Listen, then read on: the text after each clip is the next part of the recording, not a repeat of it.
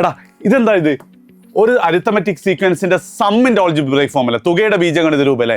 ഇത് തന്നാൽ സിമ്പിൾ ആയിട്ട് നമുക്ക് ആ അരിത്തമെറ്റിക് സീക്വൻസ് ഏതാ കണ്ടുപിടിക്കാൻ പറ്റും. നോക്കിക്കോ, ശ്രദ്ധിച്ച് കേട്ടോ. ഒരു അരിത്തമെറ്റിക് സീക്വൻസ് കണ്ടുപിടിക്കാൻ നമുക്ക് ആരൊക്കെയാണ് വേണ്ടത്? അതിന്റെ ഡിയും വേണം, പൊതുവ്യത്യാസവും വേണം, അതേപോലെ തന്നെ ഫസ്റ്റ് ടേമും വേണം അല്ലേ. പൊതുവ്യത്യാസം കാണാൻ വളരെ സിമ്പിൾ ആണ്. നോക്കിക്കോ, ഡി ഈസ് ഈക്വൽ ടു എന്ന് പറഞ്ഞാൽ ഈ എൻ സ്ക്വയറിന്റെ ഗുണകയില്ലട കോഎഫിഷ്യന്റ് അതിന്റെ നേരെ ഡബിൾ ആയിരിക്കും. അപ്പൊ എന്താണ്?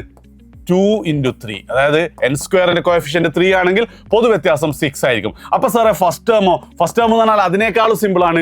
ഈ രണ്ടെണ്ണം ആഡ് ചെയ്താൽ മാത്രം മതി. 3 + 4 which is equal to 7 ആണ്. അപ്പൊ ശ്രേണി എഴുതണം എന്ന് പറഞ്ഞാലോ, ആദ്യ പദം 7 ആണ്, പിന്നെ 6 ഇങ്ങനെ കൂട്ടി പോയാൽ മതി അല്ലേ.